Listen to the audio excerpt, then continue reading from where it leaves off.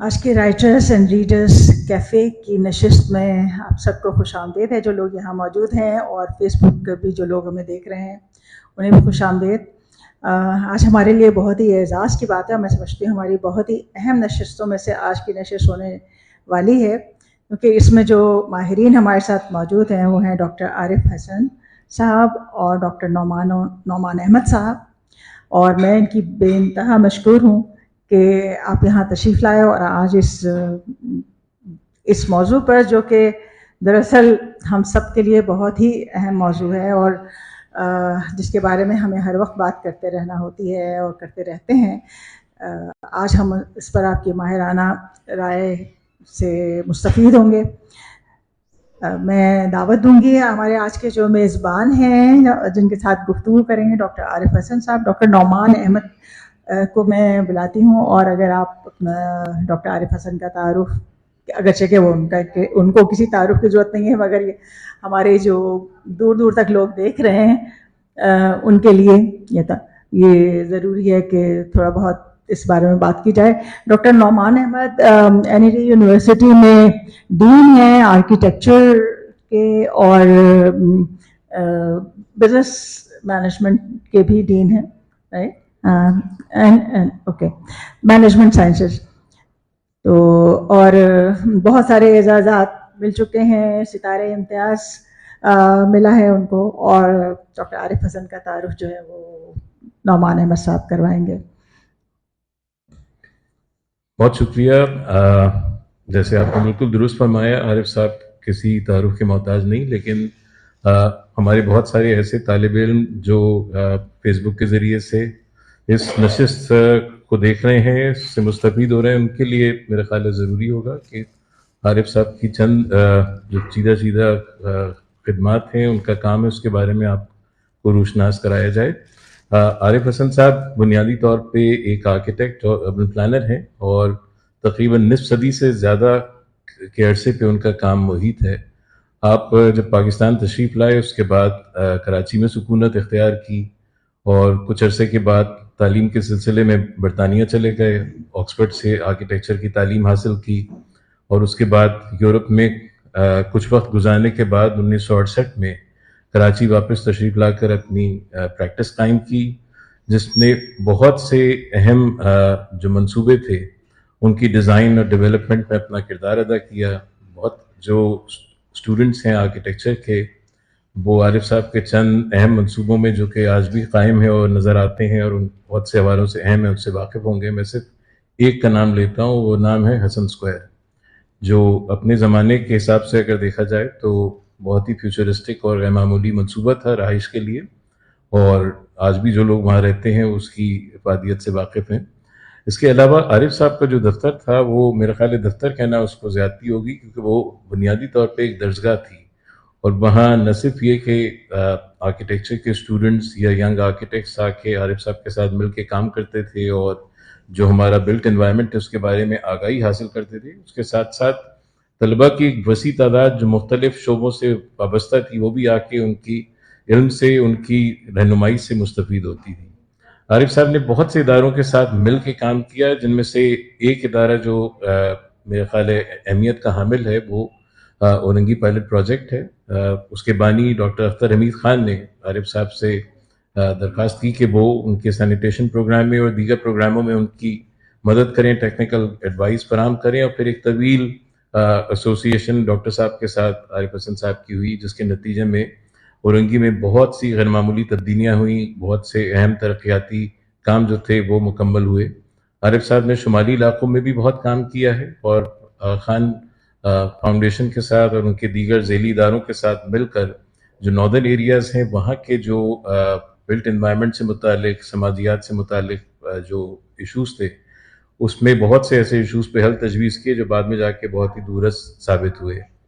عارف صاحب ایک مستقل طور پہ تحریر سے وابستہ ہیں، ان کی تحریریں آپ اخباروں میں پڑھتے رہتے ہیں. عارف صاحب کی کئی کتابیں شائع ہو چکی ہیں مختلف پبلشرز کے حوالے سے، جس میں آکسفورڈ یونیورسٹی پریس اور سٹی پریس قابل ذکر ہے. ریسنٹلی ان کی ایک کتاب، ریسنٹ تو نہیں کہنا چاہیے، کچھ عرصہ گزر گیا، جو آج کے موضوع سے متعلق ہے، وہ تھی انڈرسٹینڈنگ کراچی. اور یہ سٹی پریس نے شائع کی تھی. اور میرے خیال ہے اگر کسی طالب علم کو یا کسی بیوروکریٹ کو اگر کراچی کے بارے میں جامع معلومات حاصل کرنی ہو تو میرا خیال ہے کہ اس سے بہتر کتاب شاید ہی کوئی ہو. اور اس کے ایڈیشنز بھی شائع ہوتے رہیں, وقت کے ساتھ ساتھ اس میں اضافہ بھی ہوتا رہا ہے. عارف صاحب کو بہت سے اعزازات مل چکے ہیں, جن میں سے ایک ریسنٹ اعزاز جو تھا وہ ہلال امتیاز تھا جو حکومت پاکستان نے ان کو عطا کیا. اس کے علاوہ پرنس کلاس ایوارڈ جو نیدرلینڈس کی گورنمنٹ تھی ان کی طرف سے انہیں ملا. میرا خیال ہے کہ ہم سب کے لیے ایک اعزاز کی بات ہے کہ اس نشست میں عارف صاحب تشریف لائیں. اس گفتگو سے ہم سب بہت کچھ سیکھیں گے. بہت شکریہ عارف صاحب.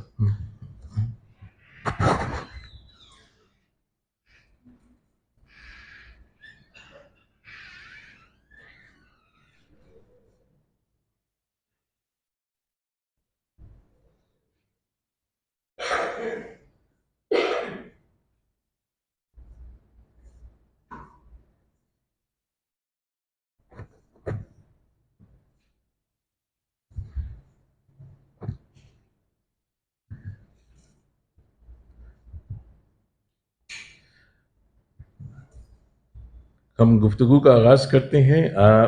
جیسے کہ ڈاکٹر صاحبہ نے فرمایا کہ جو آج کی یہ نشست ہے یہ بنیادی طور پہ کراچی کے مسائل کے حوالے سے ہے, لیکن میرا خیال ہے کہ کراچی کا جو پس منظر ہے, خاص طور پہ جو اس کی تاریخ, وہ سمجھنا بہت ضروری ہوگا تاکہ ہم موجودہ جو حال اس شہر کا ہے اور اس سے جو وابستہ مسائل ہیں اس کا صحیح طور پہ احاطہ کر سکیں. تو میں عارف صاحب سے گزارش کروں گا کہ جو کراچی کی تاریخ رہی ہے اس میں کون کون سے ایسے ادوار ہیں جس کے نتیجے میں کراچی کی جو موجودہ حیثیت ہے وہ مستحکم ہوئی, اور ظاہر ہے کہ اس کے بعد بہت سے ایسے مسائل تھے جو ہم ایکسپیرینس کر رہے ہیں وہ اس کے نتیجے میں ڈیولپ ہوئے. تو کراچی کی پری انڈیپینڈنس ہسٹری اور پوسٹ انڈیپینڈنس ہسٹری کے بارے میں آپ حاضرین کو کچھ بتائیے.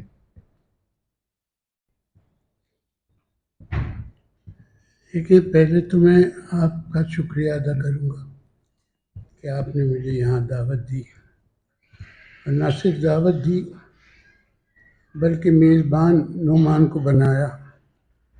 تو جو میرے سے یہ سوال پوچھ رہے ہیں ان کے جواب بھی خود دے سکتے ہیں, مجھے دینے کی ضرورت نہیں ہے. میں تمہارے سے کہتا ہوں آپ یہ جواب دے دیں, آپ دے سکتے ہیں, آپ کو معلوم ہے.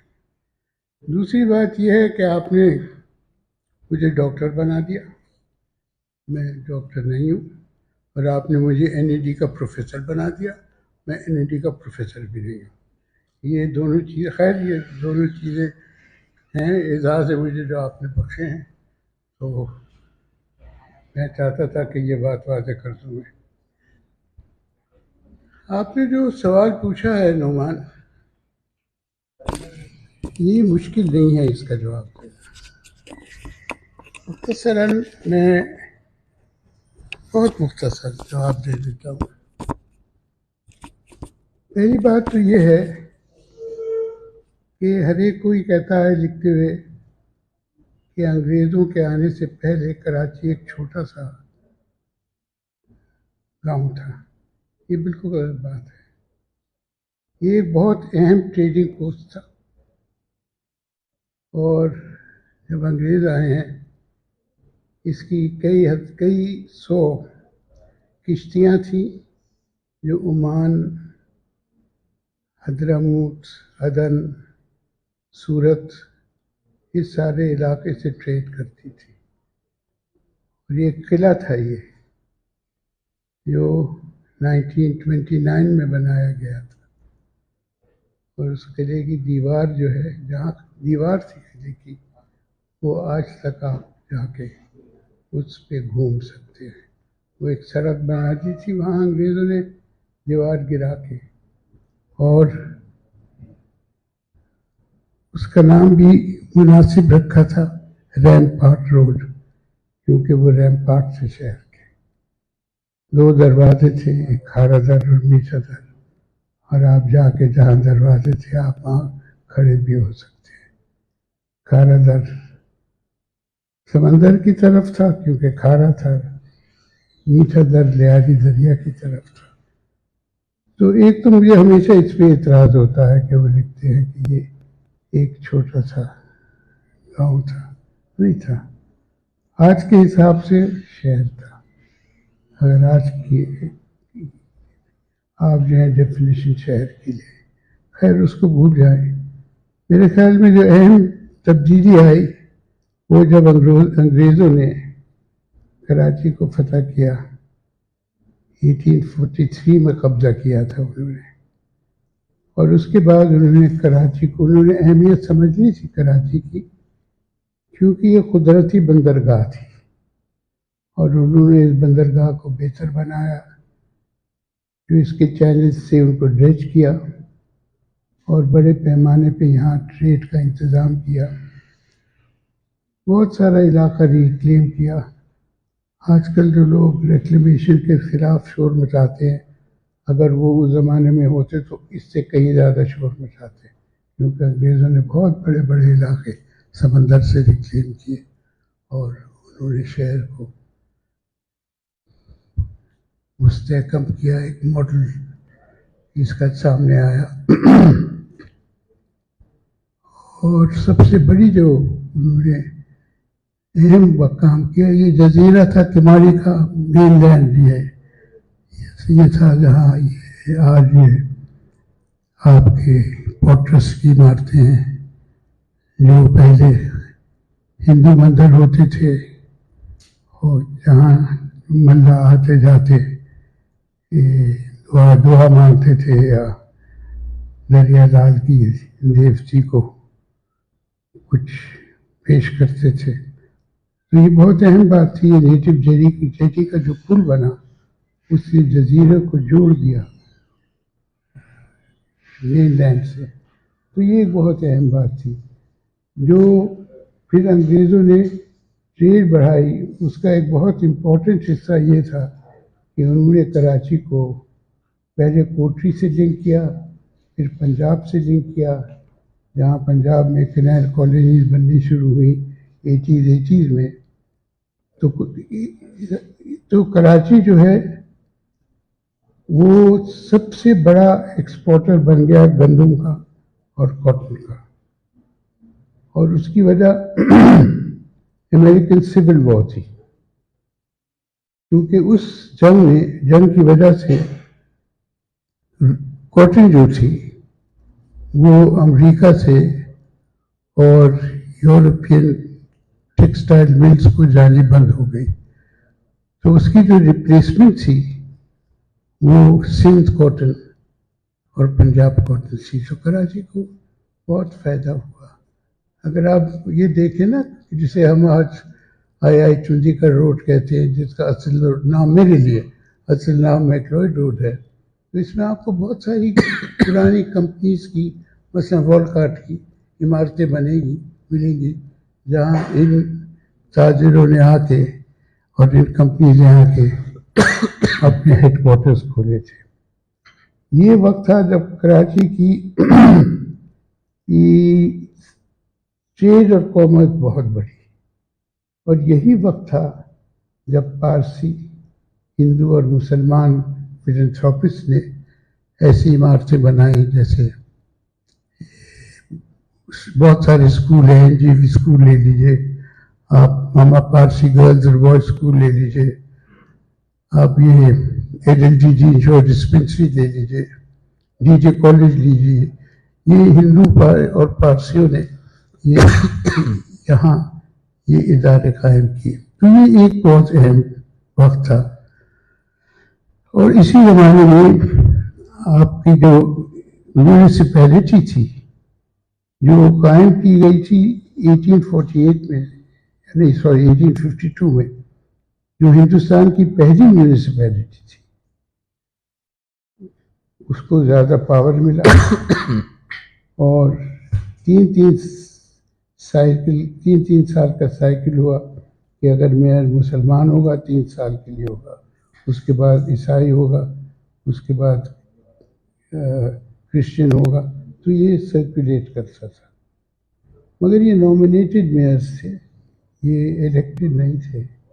مگر بہرحال یہ ٹریڈیشن تھا کہ یہ. تو اب میں یہاں رک جاؤں یا میں چلتا جاؤں؟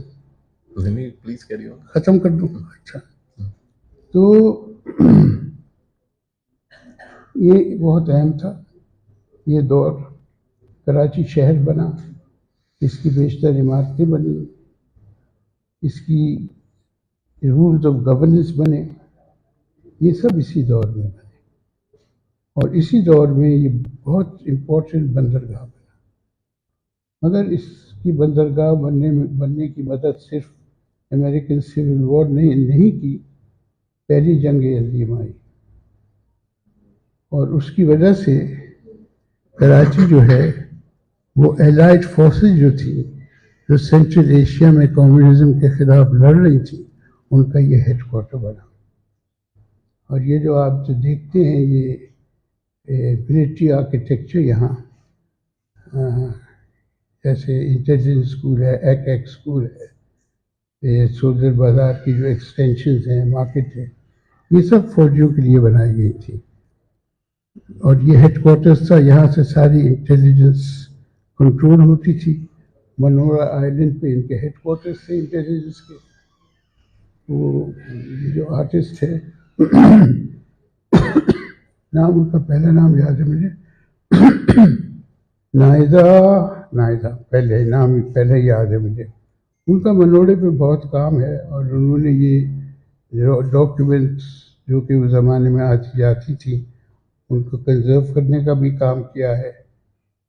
تو ایک عجیب و غریب کہانی سامنے آتی ہے کہ باقاعدگی سے ان کو بتایا جاتا تھا کہ تمہارے ویدر کنڈیشنز کیا ہوں گے جو سینٹرل ایشیا میں ان کے لوگ تھے. مگر ہمیں یہ نہیں پتہ لگتا کہ وہ انہیں کہاں سے یہ معلوم ہوتا تھا، کیونکہ اس زمانے میں یہ ٹیکنالوجی ڈیولپ نہیں تھی. تو یہ ایک سوال جو ہے یہ اب تک کا آنسر ہے.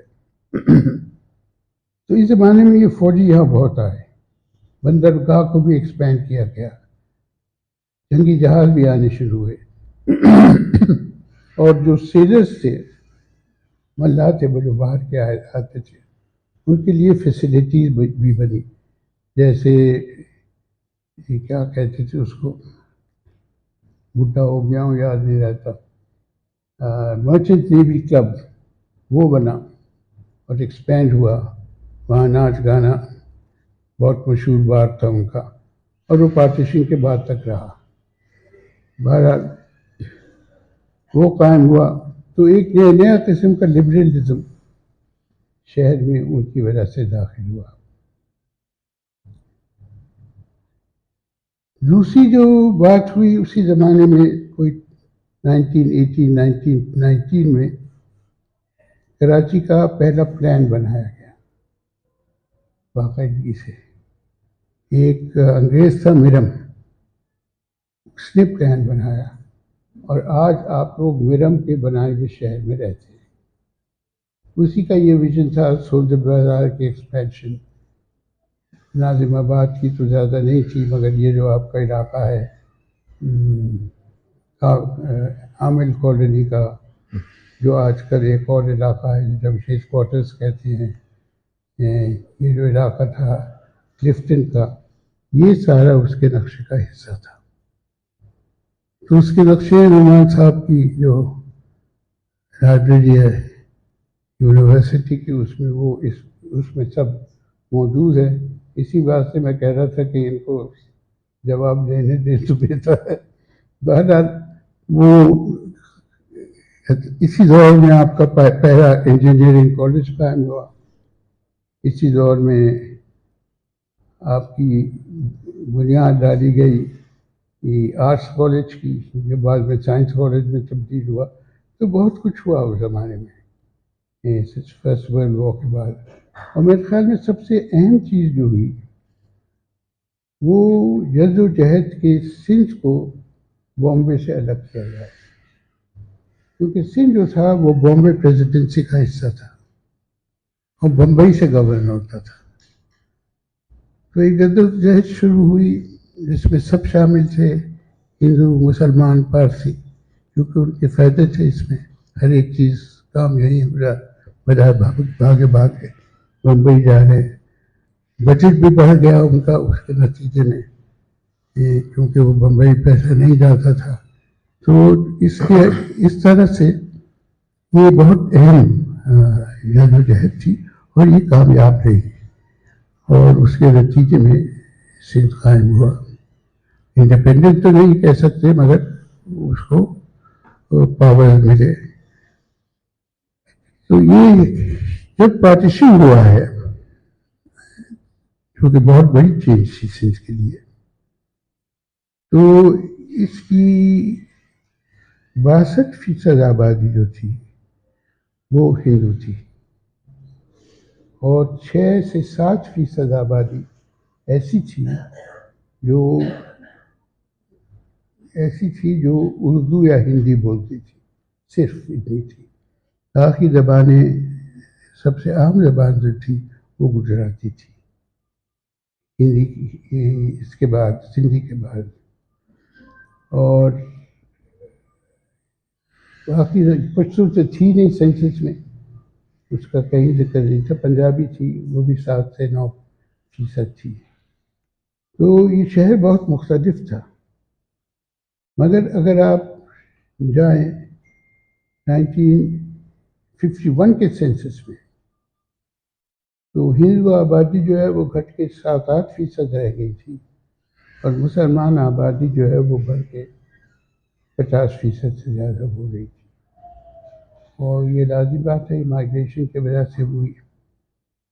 تو تقریباً 1.25 ملین لوگ مائیگریٹ کر کے آئے تھے، مگر پہلے 4 سال میں تعداد ان کی صرف 6 لاکھ تھی. تو اس کے بعد وہ آتے رہے اور ملٹیپلائی کرتے رہے. شاید کچھ غلطی ہو میری اعداد و شمار میں، مگر یہ ڈیفینیٹ ہے کہ 51 کے سینسس تک شہر بالکل تبدیل ہو گیا تھا ڈیموگرافکلی. جو پرانی آبادی تھی یہاں وہ بیشتر بلوچ تھی، اس سے پہلے کہ یہاں مہاجروں کا انویژن ہوا. اور دوسری اہم زبان گجراتی تھی. گجراتی کے 11 نیوز پیپر اور رسالے نکلتے تھے، اب ایک نکلتا ہے. جو گجراتی بولنے والے بچے تھے وہ سب اب اردو بولتے ہیں. ایک یہاں بیٹھی ہے جو میرے ساتھ کام کرتی ہے، اس نے جانتی گجراتی بالکل بھی، مگر ماں بابا جانتے تھے، کم سے کم بابا جانتے تھے. تو یہ بہت بڑی تبدیلی آئی یہ ڈیموگرافک اور زبان کے حوالے سے. تو پارٹیشن کے نتیجے میں 2-3 چیزیں ہوئی جن کا ذکر کرنا ضروری ہے، اور گفتگو میں کر بھی لیں گے. ایک تو شہر کی سیاست بدلی. سیاست جو تھی اس میں جو سندھ کا پہلو تھا، سندھی اسپیکنگ پاپولیشن کا، وہ ایک شکایت کا ہو گیا، اور وہ شکایت بالکل جسٹیفائڈ تھی. اس کا میں آپ کو ایک حوالہ دیتا ہوں. میں ایک گلاس پانی لے سکتا ہوں؟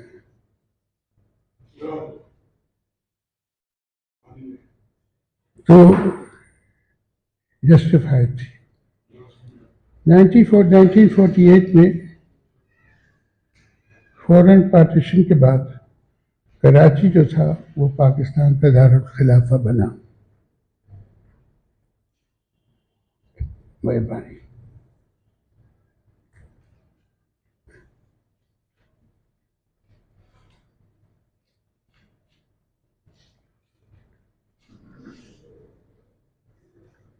پاکستان کا دارالخلافہ بنا، مگر وہ ساتھ کے ساتھ سندھ کا دارالخلافہ بھی تھا.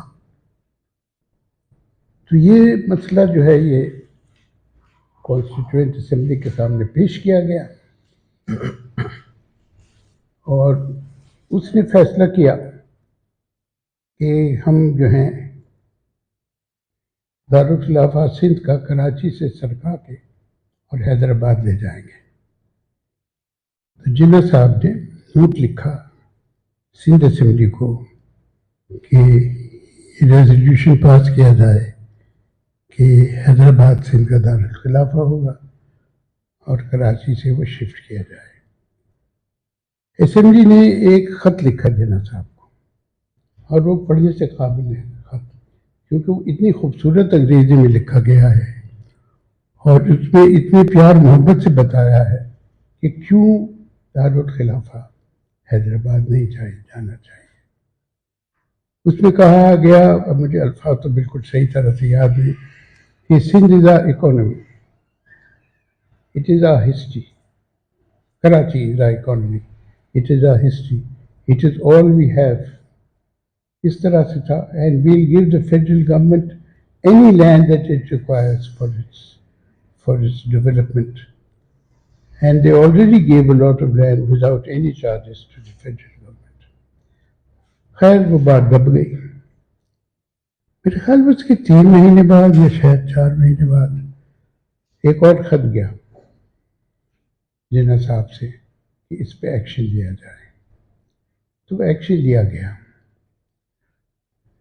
اور اس کے نتیجے میں جو سندھی اسپیکنگ اسکول سے، مجھے یاد نہیں اب کتنے، 1800 تھے یا 1500 تھے، ان سب کو کراچی ڈسٹرکٹ سے چھٹی کی گئی. And they were shifted to Hyderabad. All the Sindhi speaking teachers they were shifted to Hyderabad. اور سندھ جو ہے وہ فیڈرل گورنمنٹ کے حوالے کر دیا گیا، جس کا مطلب یہ تھا کہ سندھ اور کراچی کے باہر کے لوگ جو ہے وہ اس شہر کے حکمران بن گئے.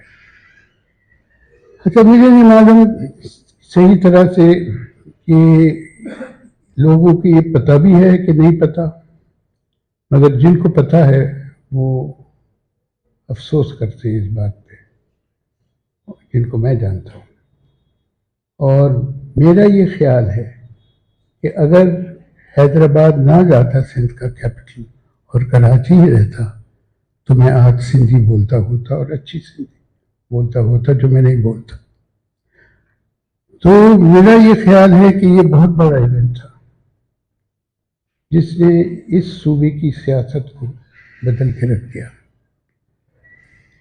اور اگر آپ دیکھیں کہ اس کے بعد کیا ہوا شہر میں، صوبے میں، یہ بالکل ڈیوائیڈڈ ہو گیا between the migrants who came from India and the local population. تو یہ ایونٹ بہت بڑا تھا. دوسرا ایونٹ جو ہے وہ زمین کی لوٹ ہے. یہاں کوئی 3200 گوٹ تھے، ولیجز. وہ رنگی پائلٹ پروجیکٹ میں ہم نے سارے آئیڈینٹیفائی کیے. اس پہ پرویز رحمان نے بہت کام کیا تھا. نقشے میں سب آئیڈینٹیفائڈ ہیں. لگوٹ کا یہ ہوتا ہے کہ ایک تو گوٹ ہوتا ہے، دوسری گوٹ کی آسائش کی زمینیں ہوتی ہیں. وہ جو آسائش کی زمینیں ہوتی ہیں وہ پاسچر لینڈ ہوتا ہے جانوروں کو چرانے کے لیے. وہ بیرانی ایگریکلچر کے لیے استعمال ہوتی ہے. تو ہمارے یہاں یہ ہوا کہ گوٹ جو تھے ان کو تو رہنے دیا بیشتر، بعد میں اجڑ گئے، وہ بات کی بات ہے شروع میں، مگر آسائش کی زمینیں جو تھیں وہ ساری لے لی گئی. آسائش کی زمین جو ہوتی تھی وہ یک سالہ پٹے پہ ہوتی تھی، وہ پٹا بھی اڑا دیا اور ان پہ آسائش کی زمینیں بھی لی تھی. That was an enormous loss to the village. چلیے، وہ جو زمینیں تھیں آسائش کی اس پہ آبادیاں بسا دی. بہت سارے گوٹ تھے جو کراچی کے بالکل پاس تھے، وہاں تو آسائش کی زمینیں بھی نہیں، گوٹ بھی ساتھ لے گئے. اب یہ کیا ہے؟ لالو کھیت، بہت بڑا ایگریکلچر ایریا تھا. اور آپ جہاں بیٹھے ہیں نا، یہ بھی ایک گوٹ تھا، اور جہاں میں رہتا ہوں وہ بھی ایک گوٹ تھا، اور ہل پارک جو ہے وہ بھی گوٹ تھا، اور بلوچوں کا تھا. ان کو سرکار کے بلوچ کالونی بھیج دیا اور وہاں پارک بنا دیا. تو ایسے میں آپ کو سینکڑوں ایگزامپل دے سکتا ہوں. جہاں میرے دوست رہتے ہیں انہیں نہیں پتا گوٹ تھا، میں نے بتایا نقشے میں دیکھ کے تم گوٹ پہ رہتے ہو. امریکن اسکول گوٹ تھا، اور یونیورسٹی آف کراچی کی جو زمینیں تھیں اس میں 16 گوٹ تھے. مجھے نہیں معلوم یہ جو آپ کا بحریہ ٹاؤن ہے، اس میں کتنی کوچیں مجھے علم نہیں ہے، میں سنا ہے میں نے اور اخباروں میں پتا ہے کہ 36 کوچ. تو یہ جو لینڈ یوز چینج ہوا ہے جس طرح سے ہوا ہے، شہر عموماً رورل ایریاز ہی پہ قبضہ کر کے بنتے ہیں، مگر کوشش کی جاتی ہے کہ وہ تمیز سے بنے. یہ نہایت بدتمیزی سے کیا گیا، لوکل لوگوں کا کبھی خیال نہیں کیا گیا. اسٹیل مل کے جو کافی ووٹ سے ان کو فیصلہ کیا گیا تھا کہ گھر پاٹک پہ بسائیں، اس فیصلے کو میرے خیال میں اب 40 سے زیادہ سال ہو گئے. تو ان کو سرکار تو دیا ہے، مگر جو ان کو کیا ہے ان کے ساتھ تو بسانا نہیں ہوتا، جاؤ قبضہ کر کے بیٹھ جاؤ. تو میں یہاں ختم کرتا ہوں کہ کیونکہ اس کے بعد کی جو کہانی ہے وہ تھوڑی سی مختلف ہے. شکریہ عارف صاحب.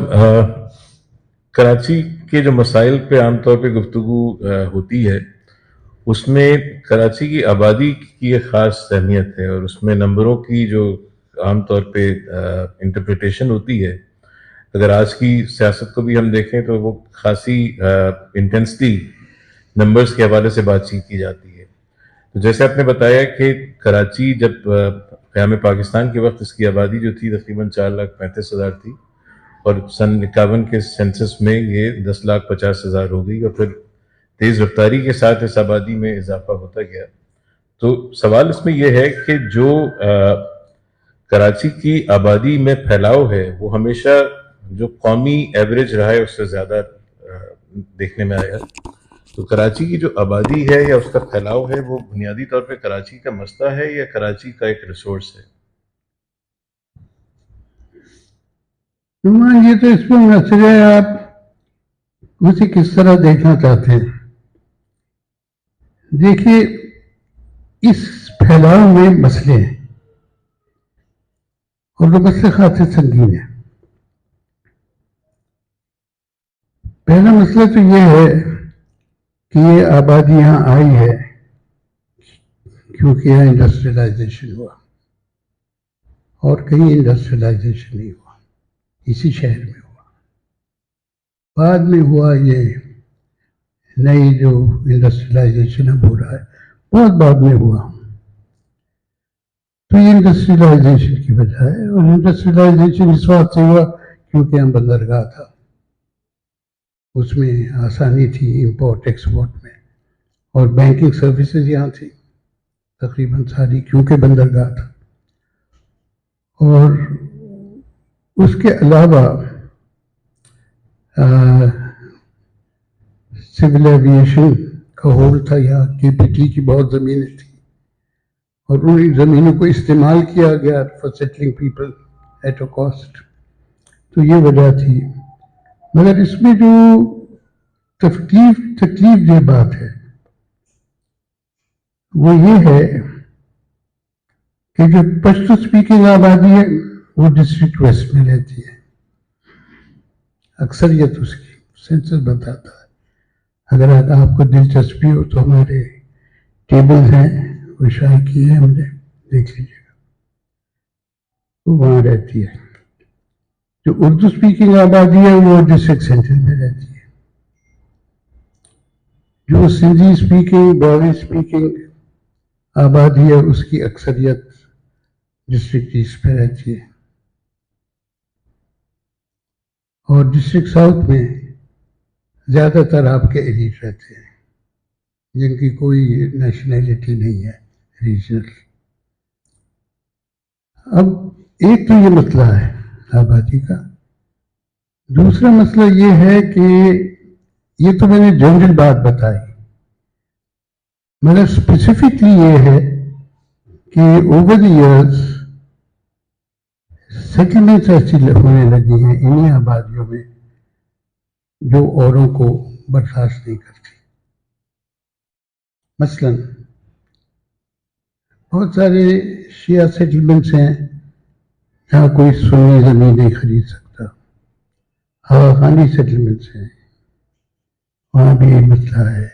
اب براوی سیٹلمنٹس ہونے لگی، پوری سیٹلمنٹس ہونے لگی ہیں، ان کا بھی یہی مسئلہ ہے. اور یہ جو بٹوارا ہے شہر کا، اس سے مجھے تو بہت خوف آتا ہے، کیونکہ بالکل یہی چیز لبنان میں ہوئی تھی، بیروت میں، اور اس کے نتائج جو ہے ہمارے سامنے ہیں. تو یہ ایک خوفناک چیز ہے. اچھا، یہ جو آپ کی مجھے اختلاف ہے جو فگرز ہیں مائیگریشن کی، اس کی وجہ یہ ہے کہ دیکھیے آپ کا رورل ایریا جو ہے وہ کیش جنریٹ نہیں کر سکتے فور اے فیملی، اور اس کی وجہ یہ ہے کہ جو پرانا آپ کا سسٹم تھا کلاس کا، کاسٹ کا، وہ ختم ہو چکا ہے. It was a caste system that manage the rural economy. وہ چلا گیا. جب وہ کیش نہیں جنریٹ کرے گا، پہلے کیش کی ضرورت نہیں تھی، بارٹر سے ہو جاتا تھا. اب جو کیش ہی جنریٹ نہیں کرے گا، اسے کیش کی ضرورت ہے، تو وہ کیا کرے گا؟ شہر ہی آئے گا. اس کے پاس اور کوئی چارہ نہیں ہے. یہاں بیٹھے ہیں کھٹاؤ صاحب، ان کے ساتھ ہم بہت گھومے تھر میں، اور یہی سلسلہ ہم نے وہاں دیکھا ہے. تو دس از گوئنگ ٹو انکریز، اور اس کے نتیجے میں شہر کی جو کمپلیکشن ہے، ڈیموگرافی ہے، وہ تبدیل ہوگی. اور بھی فرق ہے. پہلے کون آتا تھا مائیگرنٹ؟ نوجوان یا چھوٹا سا بچہ آتا تھا، سیدھا جاتا تھا اپنے بزرگوں کے پاس، وہاں رہتا تھا، اور وہاں اس کی دیکھ بھال ہوتی تھی، اس کو کہیں نوکری دی جاتی تھی، he was protected. اب ایسا نہیں ہے. اب نوجوان آتے ہیں 5-6 اکٹھے، وہ آ کے یہاں ایک گھر دیتے، اور اس گھر میں اکٹھے رہتے، کوئی بزرگ نہیں ہوتا. خواتین بھی آتی ہیں، وہ بھی اکٹھی آتی ہیں، ان کا بھی کوئی گھر نہیں، ان کا بھی کوئی بزرگ نہیں ہوتا. سو they enjoy the life of the city, جو پہلے والے نہیں کرتے تھے. اب یہ اچھی بات ہے یا بری بات ہے، میں اس پہ یہاں کچھ نہیں کہوں گا، مگر میرے اوپینین ہے اس پہ. تو یہ جو آپ کا نیا جنریشن ہوگا 10 سال بعد، یہ بالکل مختلف ہوگا، اور اس کی ساری اسٹیٹسٹکس بھی ہمارے پاس ہے کہ کس طرح سے مختلف ہوگا. خیر اسے رہنے دیتے ہیں. تو Noman, I'm sorry I digressed from your question، مگر وہ آپ ہی جواب دے سکتے ہیں. چلے، تھینک یو. ایک اور اہم معاملہ عارف صاحب کراچی کا یہ ہے کہ جب کبھی بھی یہاں جو بنیادی سہولتیں ہیں، جس میں پانی کی فراہمی، نکاسی آب، کچرے کا اٹھانا، ٹرانسپورٹ اور دیگر معاملات ہیں، ان کی بات کی جاتی ہے، تو حکومت وقت کی طرف سے عام طور پہ جواب ملتا ہے کہ یہاں بہت ہی خطیر سرمایہ کے ساتھ میگا پروجیکٹس بنائے گئے ہیں جو ان تمام مسئلوں کو حل کر دیں گے.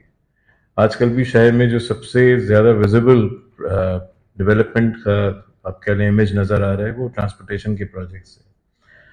تو جو تحقیق ہے وہ تو کچھ اور بتاتی ہے. وہ یہ بتاتی ہے کہ بہت کم سرمایہ سے ان تمام مسئلوں کا حل ہو سکتا ہے، لیکن نظر یہ آتا ہے کہ حکومت اور اس سے جو منسلک اسٹیک ہولڈرز ہیں وہ میگا پروجیکٹس پہ کو زیادہ ترجیح دیتے ہیں. تو آپ کے اس کے بارے میں کیا ویوز ہیں؟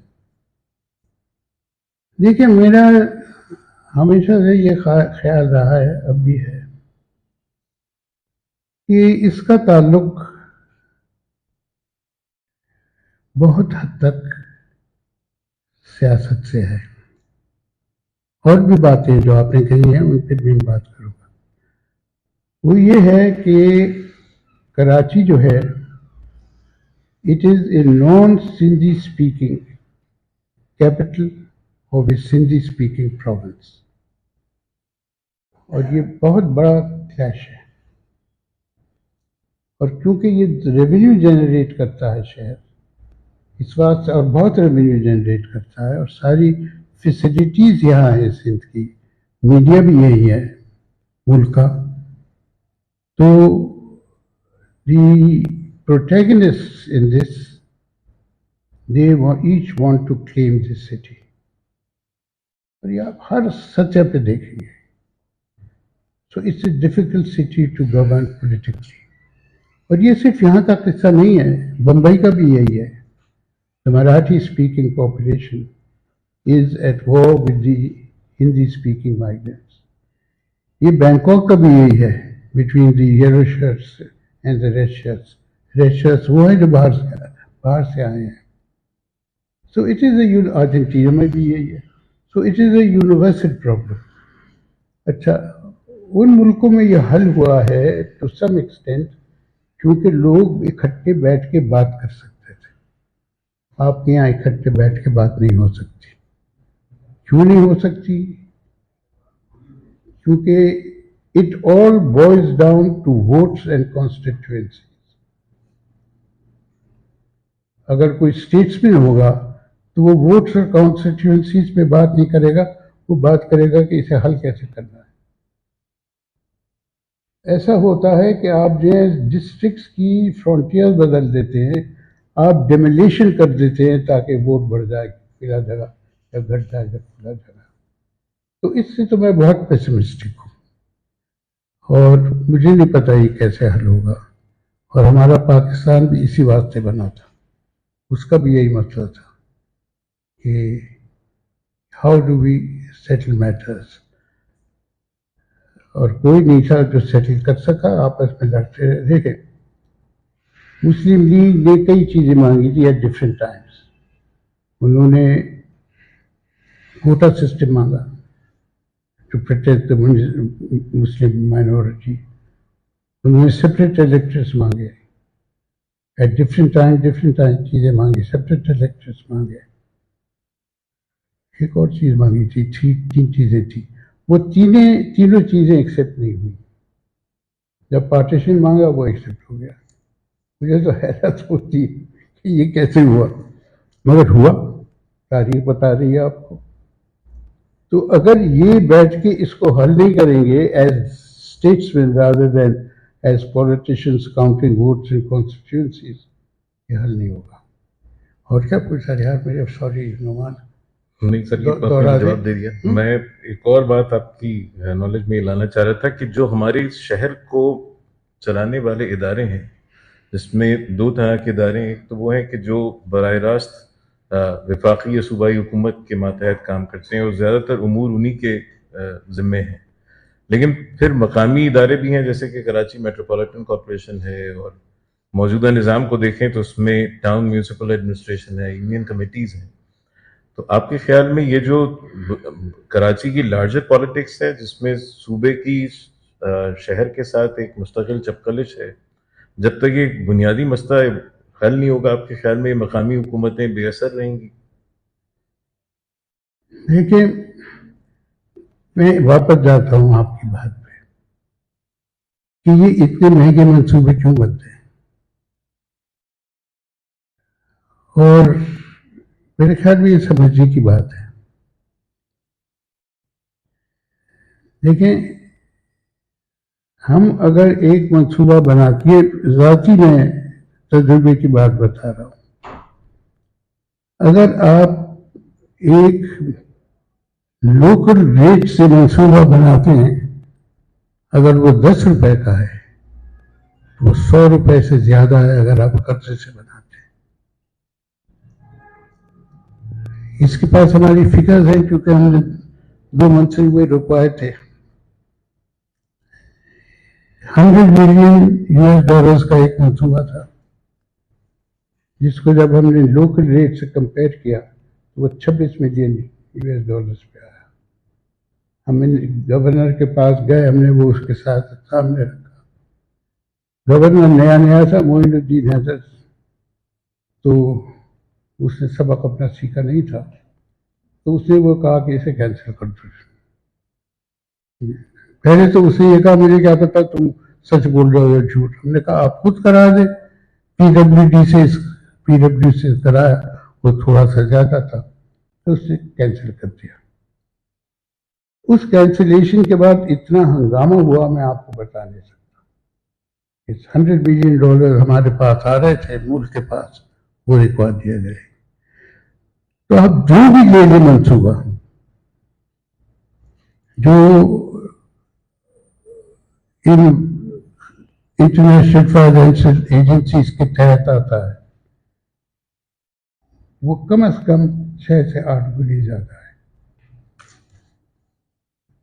اور انہیں معلوم ہے یہ ایسا نہیں ہے کہ انہیں نہیں معلوم. دیکھو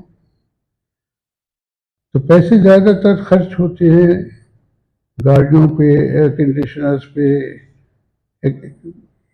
GIS اکوپمنٹ پہ, اور ایک ہوتی ہے چیز بلڈنگ لوکل کیپیسٹی, اس پہ تقریباً 12 سے 20% خرچ ہوتا ہے. اتنی کیپیسٹی بنائی گئی ہے ہمارے یہاں, مگر وہ کیپیسٹی ہے کہاں, ہم تو نہیں دیکھتے کہیں. تو یہ اچھا. دوسری بات یہ ہے کہ یہ جو آپ کے بڑے بڑے منصوبے ہیں اس سب میں کرپشن ہے. یہ تو ہمیں معلوم ہے, نعمان کو بھی پتا ہے. نعمان اور میں تو اکٹھے اس میں بھی تھے, ایک گرین لائن کے منصوبے میں. تو ہمیں پتا ہے you can knock out down by 30%. اچھا, پھر آئیے آپ لوکل منصوبوں پہ. یہ جو BRC بنا رہے ہیں, اگر یہ BRC نہ بناتے اور اس کے بدلے یہ 20,000 بسیں خرید لیتے اور ان کی روٹس اچھی طرح سے کنوین کر دیتے اور ایک ادارہ بناتے ٹریننگ کا, ڈرائیوروں کا, کنڈکٹرز کا, مینیجرز کا, میکینکس کا, وغیرہ وغیرہ, تو ہم جو ہے بہت بڑے ایریا شہر کا سرو کر سکتے ایٹ پرابلی 1/3 the cost. اور یہ تجاویز حکومت کو دی گئی, مگر انہیں ہائی ٹیک یہ سلیوشن چاہیے تھے اور ان کی کوشش یہی رہتی ہے. آپ نے کچھ اور بھی پوچھا تھا. میں اس سے پوچھا تھا کہ جو ہمارا شہر کا مینجمنٹ ہے اس میں جو منتخب ادارے ہیں. دیکھیے مینجمنٹ کا تو شہر کا یہ ہے کہ مینجمنٹ شہر کی تھی, جیسی بھی تھی. میں اپنا نقشہ دیا کرتا تھا اپروول کو, 14 دن میں اپروو ہو کے آ جاتا تھا یا اس پہ کوئی آبجیکشن آ جاتے تھے. میرے جو مینیجر تھے اس وقت, کیونکہ دفتر ہمارا تھا بڑا تھا جو اب نہیں ہے, تو وہ آ کے کہتے تھے کہ جو نقشہ اپروو ہو گیا, وہ چپراسیوں اور جو لیول انسپیکٹرز کے لیے مٹھائی دے دے, تو ہم 3 کلو مٹھائی خرید کے دے دیتے تھے. اب یہ ہے, مجھے شوق ملا پہلی دفعہ 1983 میں. مجھے واپس آئے ہمارے مینیجر صاحب, یہ کہا کہ 20,000 روپے مانگ رہے ہیں. کہیں کہ رشوت کے. That was the first time something had gone wrong. اور کچھ مجھے پتا بھی ہے what went wrong, اور something had gone wrong. اور یہ ریٹ آہستہ آہستہ آہستہ آہستہ بڑھتا رہا. اب آپ کا بڑا پروجیکٹ ہے تو آرام سے کروڑ روپے مانگ لیتے ہیں. چنانچہ بہت آرکیٹیکٹس ہیں میرے جیسے جو آپ اپنے کلائنٹ سے کہہ دیتے ہیں تو نقشہ نہیں پاس کرائیں گے, وہ تمہارا ذمہ ہے, جاؤ کرو. تو یہ ہو گیا ہے. اچھا ایک بات, ابھی کیوں ہوا, ایک بات میں آپ کو بتا دوں کہ جو اچھے لوگ تھے ان اداروں میں, یا تو انہیں نکال دیا گیا یا وہ خود چلے گئے. یہ بھی ہوا ہے. ماسٹر پلان ڈپارٹمنٹ جو ہے ADA کا, اس میں تو یہ ہوا ہے. دوسری بات یہ ہے کہ یہ شہر بڑا ہو گیا اور یہ ادارے اس کو کوپ نہیں کر سکے. That was also a reason. ایک اور وجہ یہ ہے کہ جو آپ پروڈیوس کر رہے تھے اپنی یونیورسٹیز اور پالی ٹیکنکس پہ, اس کا لیول آف ایجوکیشن وہ گر گیا تھا بہت. مگر اصل وجہ جو ہے میرے خیال میں وہ سیاسی ہے. جب ایک ادارے ایسے ہیں جو آپس میں لڑ رہے ہیں, آپ یہ دیکھیے سول سینٹر سے KMC یہ ادارہ جو ہے ADA کا, یہ کتنی دفعہ ٹرانسفر ہوا ہے. ہر دفعہ ٹرانسفر ہوتا تھا, ساری کتابیں پیک کی جاتی تھی, سب کچھ پیک کی جاتی تھی. डिजाइन जो था दफ्तरों को वो बदला जाता था, तो इस तरह इदारे नहीं चलते, they don't function like this. दूसरी बात यह है कि पहले जैसा भी था वहाँ डिसिप्लिन था। हमने कभी नहीं देखा जब प्रैक्टिस शुरू की थी कि डायरेक्टर जनरल के दरवाजे के सामने हज़ारों लोग खड़े हुए हैं और नारे लगा रहे हैं, या हज़ारों लोग अपॉइंटमेंट के लिए आ रहे हैं। जो अब ये चीज़ें अहम थी उस ज़माने में। जो आपका चपरासी था वो वर्दी पहनता था, जूतियाँ ऐसी होती थी, वर्दी होती थी। और हमारे जो ये मास्टर प्लानर थे वो फ़ोन उठाते थे और डायरेक्टली अयूब खान से बात करते थे। अब क्या करेगा, कोई नहीं है, सिलसिला सब खत्म हो गया। तो जो इम्पोर्टेंस थी शहर की, जो सकाफती इम्पोर्टेंस थी, जो सियासी इम्पोर्टेंस थी, वो ख़त्म हो गई। और मेरे ख्याल में ये नुमान भी थे, उसमें मैं भी था। एक टास्क फोर्स बनी थी फॉर दी अर्बन डेवलपमेंट के लिए। तो नुमान तो चले गए थे, कमेटी चली गई थी। मैं क्योंकि चेयरपर्सन था उसका, तो वो काफ़ी अरसे तक वो बहस चलती रही। और उसमें जनरल फीलिंग ये थी, जो बात हुई मिनिस्टर साहब से, कि कराची को तो कुछ चीज़ की ज़रूरत ही नहीं है, वो तो सबसे तरक्की याफ्ता शहर है पाकिस्तान। को लिटरेसी देखिए ना, लिटरेसी, औरतों की लिटरेसी देखें, मैरिज की तरीके देखें, इसको ज़रूरत नहीं है। बाकी पाकिस्तान बहुत पीछे है, उसको ज़रूरत है। तो ठीक है, फिर पंजाब भी बहुत आगे, उसको भी काट दें आप, by only Karachi, single out Karachi. तो ये भी एस्पेक्ट है। आज जो सबसे इम्पोर्टेंट चीज़ रह रही है फेडरल गवर्नमेंट में, वो ये है कि कराची को आप जो है फेडरल अथॉरिटी के तहत कर दें और सिंध का कैपिटल हैदराबाद बना दें। So we are going back to 1948। Arif साहब, कराची का एक और जो है एस्पेक्ट है वो कराची का साहिल है, और इसके बारे में आम तासुर ये कि कराची का साहिल कराची के अवाम का मुश्तरका असासा है। क्या करता है? मुश्तरका असासा है कराची के अवाम का। लेकिन कराची का साहिल जो है वो आहिस्ता आहिस्ता कमर्शलाइज होता जा रहा है, और वहाँ पर अवाम की जो रसाई है उसमें रुकावटें वक्त के साथ साथ बढ़ रही हैं। तो इस हवाले से आपका क्या ख्याल है कि आने वाले दिनों में क्या ऐसी सूरत हाल हो जाएगी कि कराची का साहिल अवाम की दस्तरस से बिल्कुल ही बाहर हो जाएगा? नहीं, तो अवाम पे मैसले है, लेकिन शोर मचाया अवाम ने अखबारों में, तो कुछ जजमेंट्स अच्छी आई हैं। अब उन जजमेंट्स को इस्तेमाल करना तो कराची के शहरियों का काम है। अब मसला ये है, जो कराची के शहरी हैं वो मजमून को बहुत अच्छा लिखते हैं, नक्शे नक्शे भी बहुत अच्छे बनाते हैं, उनकी तजावीज़ भी बहुत अच्छी हैं।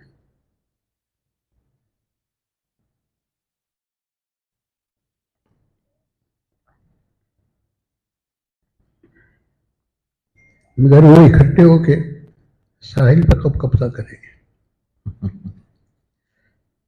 ये मतलब है ना। अब ये कुछ शोर मचाया लोगों ने, तो कुछ इलाके बच गए, मगर आहिस्ते आहिस्ते साहिल पर कब्जा होता जा, और आहिस्ते आहिस्ते हो रहा है, क्योंकि गैर कानूनी है। कानून तो बना दिए थे उन्होंने जब हम लोगों ने शोरगुल किया था, स्टूडेंट्स ने भी किया था। अगर आप लोकल गवर्नमेंट ने जो कानून बनाए हैं उसको देखें, तो उसके तहत तो जो हाई वाटर मार्क है उससे 150 फुट पीछे डेवलपमेंट हो सकती है। जो सीवर्ड साइड है सड़क की, उस पर डेवलपमेंट ही नहीं हो सकती, वो भी है, मगर हो रही है। अब इनका क्या करेंगे आप? जजेस का फैसला दे के बैठ गए, جیسے اور چیزوں پہ انہوں نے یہی کیا ہے، فیصلہ دے کے بیٹھ گئے، بس ختم قصہ. انہیں حکومت سے امپلیمنٹ کرائیں، وہ شہریوں کا بھی کام ہے. مگر اگر نہیں ہوا شہریوں کی طرف سے ہنگامہ یا کیسز تو یہ قبضہ ہو جائے گا، اور نہایت ہی افسوس کی بات ہوگی کہ قبضہ ہو جائے. آپ یہ دیکھ لینا، ایم آر ہے، لے لیا نا ساحل انہوں نے، ان کا اپنا پرائیویٹ ساحل ہو گیا. تو ایسے 10-12 اور بن جائیں تو وہ ٹرینڈ سیٹ ہو جائے گا، اور یہ ہائی رائز بلڈنگز ہوگی. اس وقت کراچی میں کوئی 120 سے 150 30 منزل سے اونچی عمارتیں انڈر کنسٹرکشن ہے یا اپروو ہو چکی ہے. مجھے کوئی اعتراض نہیں ہے ہائی رائز پہ، مگر میں یہ سوچتا ہوں یہ جو بچے ہیں جو ان میں رہیں گے کھیلیں گے کہاں؟ یہ جائیں گے کہاں کھیلنے؟ اگر آپ جائیں اس بائی پاس پہ، وہ کون سی یونیورسٹی یار بائی پاس پہ؟ اقرا یونیورسٹی کے گرد جو فلیٹس ہیں وہ تقریباً 850 ہیں. 850 فلیٹ ہیں. اگر آپ 2 بچہ بھی لگا دیں پر فلیٹ، آپ دیکھیے تقریباً 1600 بچے ہو جاتے ہیں. 1600 بچے کھیلیں گے کہاں؟ تو ایک ان زمین نہیں ہے. اچھا پورے شہر میں ہی ہو جائے گا تو بچے کیا کریں گے؟ بوڑھے بھی کیا کریں گے اور بچے کیا کریں گے؟ یہ ہماری بات ہوئی تھی جب ماسٹر پلان بن رہا تھا. تو نے کہا کہ جی یہ تو ہو گئے ہیں پاس، ان کو ہم روک نہیں سکتے. تو سجیشن یہ دیا گیا تھا کہ آپ ہر 5ویں فلور کے بعد ایک فلور خالی چھوڑ دیں جہاں لوگ آ کے بیٹھ سکیں. وہاں تجویز پسند بھی کی گئی مگر وہ قانون کا حصہ نہیں بنا. تو یہ جو چیزیں ہیں کراچی کی، اس کے لیے تو لڑنا پڑے گا، لڑے بغیر نہیں ہوں گی، اور شہر جو ہے برباد ہو جائے گا. جیسے یہ Latin American middle income slums ہیں، ہم بھی ویسے ہی ہو جائیں گے.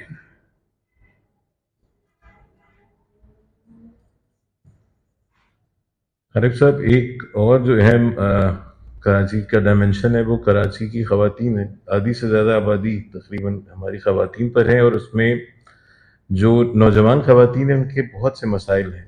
شہر میں آمد و رفت کے مسائل ہیں، بنیادی سہولتوں کے مسائل ہیں، سیفٹی اینڈ سیکیورٹی کے مسائل ہیں. تو اس کو آپ کیسے دیکھتے ہیں؟ دیکھیں، میں تو پتہ نہیں کب سے کہہ رہا ہوں کہ یہ جو 2 ڈیکیڈز ہیں، they are the decades of Pakistani women.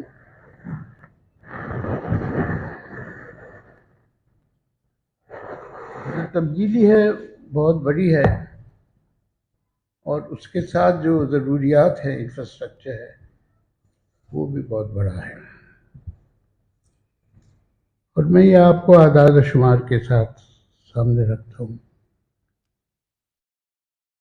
سب سے اہم ایج گروپ جو ہوتا ہے سینسس میں، وہ ہوتا ہے بٹوین 15 and 24.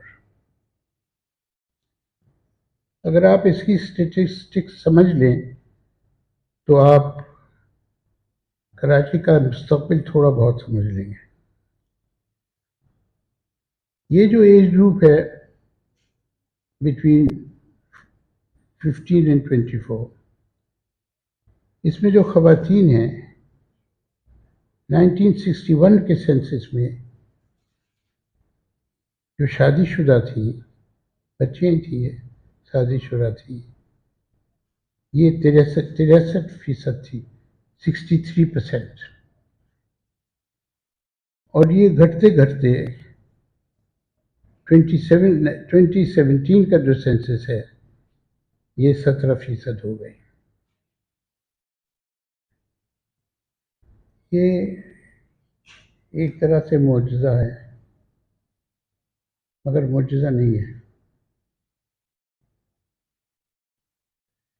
98 کے سینسس میں 26% تھی. لڑکے جو ہیں ان کے ساتھ بھی یہی ہوا. جہاں تک مجھے یاد ہے, مقبول کے لڑکیاں تو یاد رہتی ہے کہ they are very important in any discussion, لڑکے بھول گئے, ان کی بھی بہت گھٹی. سو for the first time in 1998 census, for the first time, we had in Karachi an overwhelming majority of unmarried adolescents. اور یہ جو چیز ہے, کوئی بھی سوشیولوجسٹ کو ساتھ بٹھا لیجیے, وہ آپ کو بتائے گا کہ یہ جو چیز ہے, it changes family structures, it changes gender relations, it changes your way of thinking. اور یہی ہوا ہے. آپ یہ دیکھیے, آپ کی ایکسٹینڈیڈ فیملی ٹوٹ گئی ہے, اگر نہیں ٹوٹی تو ٹوٹنے والی ہے, اور یہ نیچے سے اوپر تک ہے. میں اورنگی میں نے 30 سال گزارے ہیں, میں بتاتا ہوں آپ کو, ٹوٹ گئی ہے. یہ بہت بڑی تبدیلی ہے. دوسری بات یہ ہے, اس کے ٹوٹنے کے ساتھ ساتھ جو ابھی تک سرویز ہوئے ہیں, ان میں پتہ لگتا ہے کہ ماں بابا اور بچوں کی لڑائی ہے. اگر وہ اوورٹلی نہیں ہے تو وہ چھپی چھپائی ہے.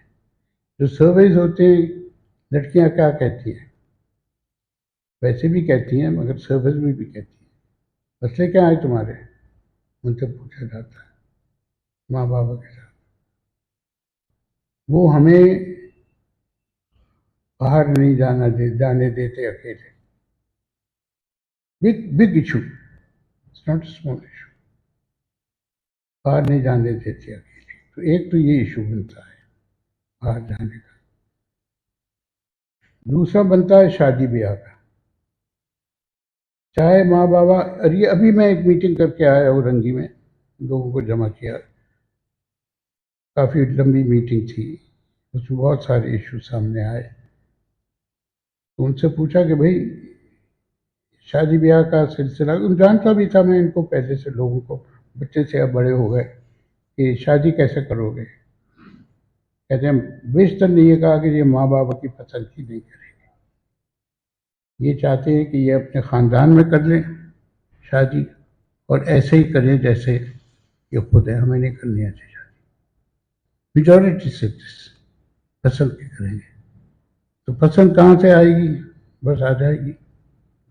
تو پھر ایک لڑکی نے کہا کہ سر اب تو ٹک ٹاک کی شادی ہوتی ہے. بھائی یہ کیا ہے ٹک ٹاک کی شادی, بس فون پہ ہو جاتی ہے, بات چیت ہو جاتی ہے. پھر سوال ہوا, اچھا ملتے بھی ہو تم ان سے؟ یہاں ملتے ہیں. کہ کہاں ملتے ہو؟ اورنگی سے جتنی دور جا سکے وہاں ملتے, کسی پبلک پارک میں. اچھا یہ پہلی دفعہ نہیں ہوئی گفتگو میں, یہ کئی دفعہ چلی. 100 کپلز ہم نے انٹرویو کیے تھے جو بیٹھتے ہیں سی ویو میں اور ہل پارک میں اور عزیز بچے پارک میں. دوز انٹرویوز اب 3 days. تو یہ بہت بڑا انقلاب ہے. مسئلے کیا ہے؟ مسئلہ سب سے بڑا ٹرانسپورٹ کا ہے, ایک جگہ سے دوسری جگہ نہیں جا سکتے. اب یہ آپ کی پنک بس اور یہ ریڈ بس چلی ہے, خوش ہیں, ویری ہیپی. حالانکہ یہ پورے کراچی کو کور نہیں کرتی, ہیپی. تو ایک مسئلہ تو یہ ہے. دوسرا ٹوائلٹس کا ہے, ٹوائلٹس ہی نہیں ہے. جب ٹوائلٹس وہ ایسے ہونے چاہیے that respond to the needs of women, وہ نہیں ہے. وہ ہونے چاہیے, بالکل بھی نہیں ہے. یہ بھی مسئلہ ہے. ہیرسمنٹ کا بہت بڑا مسئلہ ہے, اور میرا خیال ہے کہ وہ بڑھے گا ود ٹائم. یہ مسئلے ہیں. سو there are lots of problems that they face. اور ایک اور بھی کہتی ہیں لڑکیاں کہ we can't dress like we want to. اب مجھے نہیں پتہ اس کا کیا مطلب ہے, مگر کئی خواتین نے یہ گفتگو میں کہا ہے. سو the problems of women are the problems of a changing social order. اور ان کو کیسے اکوموڈیٹ کیا جائے مجھے نہیں معلوم, وہ عورتوں کو خود فیصلہ کرنے ہوگا. میں نے آپ کے سامنے فگرز تو رکھ دیے ہیں. which is a revolution. Those figures show that there is a revolution. How much time do we have? میرے خیال ہے ہمارے کین وی ٹیک کوشچنس؟ ہمارے میں تو کراچی ختم ہو جائے گا. ہمارے بہت سے ساتھی ہیں جن کو بہت سی باتیں عارف صاحب سے پوچھنی تھی. Please go head. کراچی کا جو جتنا پرانا علاقہ ہے یہ نیا بات کہتے تھے، یہ کھارد ہے، بنس روڈ، صدر، یہاں پگڑی سسٹم چلتا تھا. 90% یا 100% آپ پگڑی سسٹم. اب ایک بدماش آتا ہے، وہ بلڈنگ لے لیتا ہے، ہائی کورٹ سے آرڈر لے خالی کرتا ہے. ہزاروں فیملی اور ہزاروں انہوں نے اپنی پراپرٹی چلی گئی. کوئی سنوائی نہیں ہے کہ گورنمنٹ پگڑی کو سسٹم کو قبول ہی نہیں کرتا. بامبے میں ہوا ہے، بامبے میں ایکسیپٹیبل رجسٹریشن ہوتی ہے.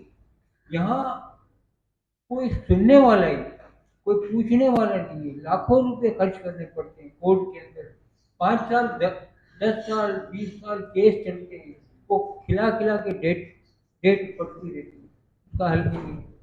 دوسرا یہ کہ ایک ہوم ڈپارٹمنٹ کی کمی ہے کراچی کے اندر. ہوم ڈپارٹمنٹ کوئی نہیں ہے. ہم لوگوں نے ایک پروگرام کیا تھا تو کوئی ہوم ڈپارٹمنٹ کا وجود ہی نہیں تھا کراچی.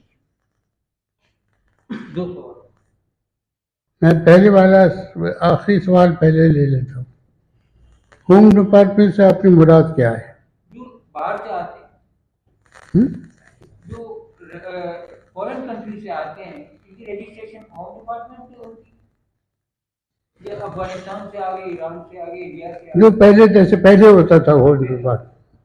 سمجھ گیا میں.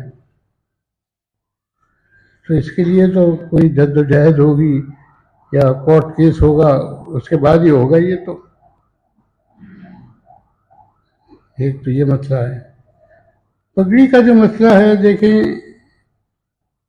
اس کا آسان حل ہے. کیونکہ پگڑی پورے ہندوستان میں ہوتی تھی. کلکتہ میں تو ان کا ایک آربیٹریشن ٹریبیونل ہے، جو آربیٹریشن ٹریبیونل دونوں فریق کے بیچ میں بیٹھ کے طے کرتا ہے، اس پہ عمل ہوتا ہے. بمبئی کا مجھے پتہ نہیں کیسے ہوتا ہے، مگر بمبئی کا پتہ کرنا پڑے گا، کیونکہ بمبئی جو ہمارے زیادہ قریب ہے اور تاریخ سے بھی ہے. میں آپ کی بات کا جواب نہیں دے سکتا، مگر یہ بہت زیادتی ہے اور اس کے نتیجے میں ہمارا ورثہ بھی پرانا برباد ہو رہا ہے. بہت اہمیت رکھتا ہے. میں یہ کروں گا، میں ہیریٹیج کمیٹی میں بیٹھتا ہوں، میں وہاں اس پوائنٹ کو ریز کروں گا. اس کا مطلب یہ نہیں ہے کہ کچھ ہوگا مگر میں ریز ضرور کروں گا، کیونکہ بہت اہم ہے، بہت اہم ہے.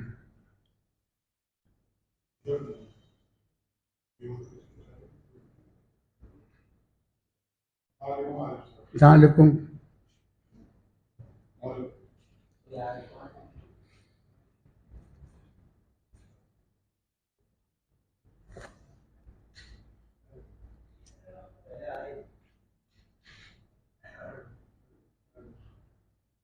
ویسے آپ کی آواز آ رہی ہے. ایک تو یہ کہ آپ کی بہت نوازش کے آپ یہاں تشریف بھی لائے، اور میں نے دیکھا سوشل میڈیا پہ کہ آپ کا پروگرام چل رہا تو حاضر ہوا. ہیریٹیج کمیٹی میں آپ بیٹھے ہوئے ہیں اور بھی 2-3 اچھے لوگ بیٹھے ہوئے ہیں. اس طرح کی ڈسپلے آ جاتی ہے جیسے میریٹ کے چوراہے پہ 50 منزلہ بلڈنگ کی پرمیشن آئی ہے. سبھی کو پتا ہے کہ وہ ہیریٹیج بلڈنگ ہے. ڈی سی او آپ کی کمیٹی کی اپروول کے ساتھ کیسے نکل آتی ہیں وہ ساری بلڈنگ اس کو پورا شہر جانتا ہے کہ اس میں بگ منی از انوالوڈ. مطلب کیا کس طرح سے آپ کو یہ ڈچ کرتے ہیں جو پرمیشن ان کو مل جاتی ہے. میں مثالیں دے سکتا ہوں لیکن کبھی بات نہیں کرتا. میں آپ کو بتاتا ہوں یہ کس طرح سے ہوتا ہے. دیکھیے اس کے 2 سٹیج ہوتے ہیں ہیریٹیج بلڈنگ کے. ہیریٹیج کمیٹی جو کرتا ہے پہلے ہی جاتی ہے ٹیکنیکل کمیٹی میں. ٹیکنیکل کمیٹی اس کی اجازت کبھی نہیں دیتا. پھر یہ جاتی ہے جو مالک ہے زمین کا اس کی طرف سے پروپوزل کا. فائنل پروپوزل دیتی ہے سپروائزری کمیٹی جس میں حکومت کے افسران بیٹھتے ہیں. لیکن پرائیویٹ ممبرز بھی بیٹھتے ہیں. ہاں بیٹھتے ہیں اور پرائیویٹ ممبرز کی اکثریت نہیں ہے. لیکن ان کا ڈسینٹ نوٹ بھی نہیں لکھا ہوا ہوتا. بہت معتبر پرائیویٹ ممبرز بیٹھتے ہیں اور نہیں آتے. اور اس میں پریشر جو پڑتا ہے وہ پڑتا ہے right from the top. President صاحب سے بھی پڑھ سکتا ہے, راحیل شریف سے بھی پڑھ سکتا ہے, بہت زیادہ.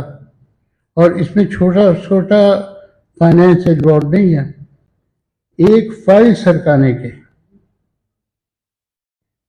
کوئی 20 لاکھ روپے مانگے جاتے ہیں. سیکشن آفیسر کہتا ہے میں کچھ کر ہی نہیں سکتا 20 لاکھ روپے بغیر. اور جو آپ کا کرپشن ہے وہ اتنا سینٹرلائزڈ ہے کہ کہیں اوپر ایک فرد, ہمیں نہیں معلوم وہ کوئی ہے کون ہے, ایک فرد یہ وہ کنٹرول کرتا ہے سب کچھ. آپ اگر پاس کرا لیں نقشہ ہیریٹیج کمیٹی سے اور کوئی پیسہ نہ دیں اس کا, پھر وہ جب SBCA جاتا ہے تو SBCA کہتا ہے کہ اچھا اس بلڈنگ کا پاس کرنے کا 80 لاکھ ہے, مگر آپ نے جو 20 لاکھ وہاں نہیں دیے تھے وہ اس میں جڑ رہا ہے. It is so centralised. یہ کئی دفعہ بحث ہوتی ہے کہ چھوڑ دیں اس کو ہیریٹیج بھی. پھر ہمارے جو لاشاری صاحب ہیں وہ دباؤ ڈالتے ہیں کہ تم لوگ چلے جاؤ گے تو کچھ جو ہو رہا ہے تھوڑا بہت یہ وہ بھی نہیں ہوگا. صحیح کہہ رہے ہیں آپ, نہیں ہوتا.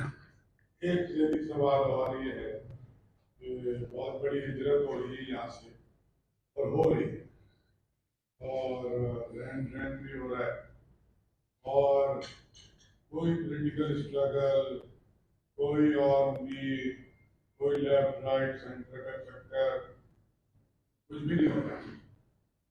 اور کوئی لمبی تقریر نہیں کر رہا لیکن آپ کو بہت پتا ہے اور مجھے بھی بہت ساری چیزوں کے علم ہے. وہ کوئی وے فارورڈ ہے آپ کو لگتا ہے کوئی روشنی کی کرن نظر آتی ہے کہ میں اپنے بچوں سے یہ کہوں کہ تم مت جاؤ کل پرسوں جیسے آپ لوگ پڑھا کرتے تھے گایا کرتے تھے وہ صبح تو کبھی تو آئے گی. مجھے لگتا ہے آپ کو ایسا وہ صبح کبھی تو آئے گی. صبح تو نہیں آئی, دوپہر ہی آ جائے تو بہت اچھا ہے. نہیں آپ صحیح کہہ رہے ہیں کہ کوئی نظر نہیں آتی یہ چیز. مگر میرا خیال ہے کہ اگر اسٹوڈنٹ یونینز کو برقرار کر دیا جائے ٹھیکے سے وجود میں لے آئیں تو فرق ضرور آئے گا.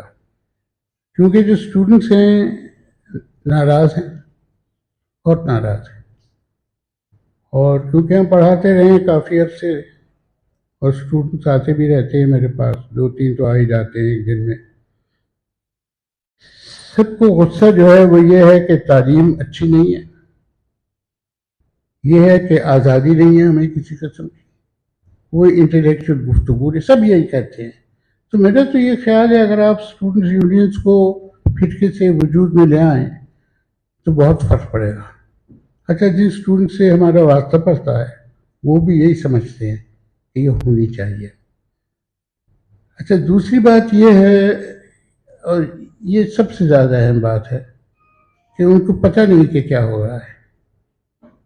They don't know.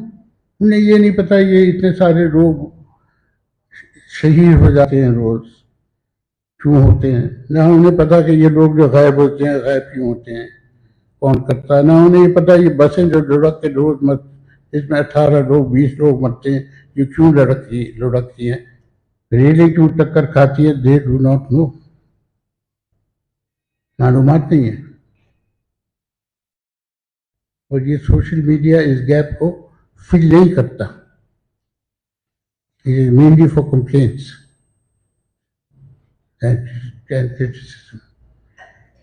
ये मेरा ख्याल है, ये जो लिखता हूँ उसमें भी कह चुका हूँ कि इसकी ज़रूरत है नौजवानों को सियासत में इन्वॉल्व करने के लिए।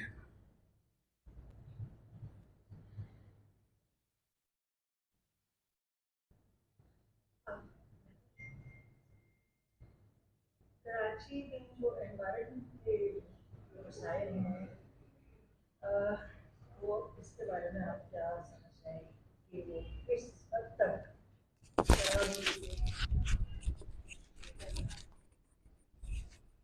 आप मीटर ही बना सकते हैं और मजीद देखिए, आप जो है बाकी छोड़ दें, आप गाड़ियों को दे दें, मुस्तकिल ट्रैफिक जैम है कराची। आप एक एयर कंडीशन गाड़ी में चले जाएं उसी सड़क पे, और दूसरे दिन आप बगैर एयर कंडीशन, आपको फर्क महसूस होगा। और ये हर एक चीज़ में है, ये जो हवा है ये हाईली पोल्यूटेड है। दूसरी बात, आपके यहाँ कूड़ा नहीं उगता, और हालांकि चाइनीज़ कंपनी को पता नहीं कितने करोड़ का, अरब रुपए का ठेका दिया है कूड़ा उठाने का। चाइनीज़ कंपनी क्या करती है, वही जो पुराना निज़ाम था इनफॉर्मल, उसी को उसने एम्प्लॉय कर लिया है, उसे से कूड़ा उठवाती है और उसको थोड़े से पैसे दे देती है और कुछ करने के जेब में पैसे रख देती है। अच्छा, ये सारी चीज़ें, पानी का है, वो भी एक एनवायरमेंटल प्रॉब्लम है बहुत बड़ा, कि हम पोल्यूटेड पानी पीते हैं। तो ये जो मसले हैं, ये म्यूनिसिपल लेवल के मसले हैं, ये हल हो सकते हैं। आपको कूड़ा भी उठ सकता है, आपके ट्रैफिक मैनेजमेंट के ज़रिए आपके ट्रैफिक जैम भी कंट्रोल किए जा सकते हैं टू एन एक्सटेंट। उसके लिए इंफ्रास्ट्रक्चर की ज़रूरत नहीं है, इसके लिए आपको इदारे चाहिए जो ये काम करें, और वो इदारे लोकल लेवल के होंगे तभी करेंगे। डिस्ट्रिक्ट लेवल पे मेरे ख्याल में मुश्किल है कि ये चीज़ जो है आप सारे डिस्ट्रिक्ट्स को दे दें, उनके कोऑर्डिनेशन नहीं होगा और मुश्किल से होगा।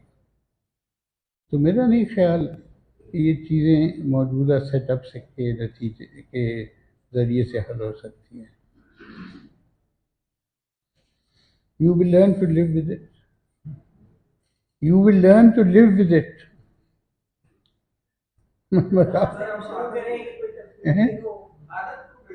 हाँ, कैसे आगे मतलब कैसे करेंगे? अगर हमें आदत हो गई है, ये हमारे बच्चों को तो आदत नहीं होगी ना। देखा ना, यू नीड, और हालात खराब होंगे तो और क्राइम बढ़ेगा। क्राइम की जो इस सतह पर कराची में क्राइम है, एक वजह तो ये हो सकती है कि हम जो हालात हैं उसकी वजह से क्राइम बढ़ रहा है, और कोई सबको ये एहसास है कि उसके लिए कोई जस्टिस नहीं है, कोई इंसाफ किसी को दिया नहीं जाता, तो क्राइम करने में कोई हर्ज नहीं है। मैसेज तो यही मिल रहा है लोगों को। ये जो आपके अभी आए हैं ना, ये इन्होंने UN ने निकाले हैं गोल्स, क्या कहते हैं उन्हें, क्या कहते हैं गोल्स जो है यूनियन SDG निकाले हैं, SDG 17 हैं ये। उनमें से आप एक को भी पूरा नहीं कर सकते जब तक आपके यहाँ इंसाफ ना हो। If you don't have justice, you cannot fulfill the SDG. और कहते हैं, तो मैं समझता हूँ सही है, कि इंसाफ जो सुनवाई जो है وہ نصف انصاف ہے. تو سنوائی بھی نہیں, کہاں جائیں گے آپ بات کرنے کے. تو یہ جو ایشو ہے یہ بہت امپورٹنٹ ہے, جسٹس اینڈ ایکوٹی کا. You won't have it, you won't fulfill anything, environment or anything else. آپ کا ملک بالکل بھوکا اور ننگا ہے. آپ چلے جائیں یہ جو پیریفری میں شہر ہیں وہاں دیکھیں ہم لوگ. How do you ensure justice in those cities, in those settlements?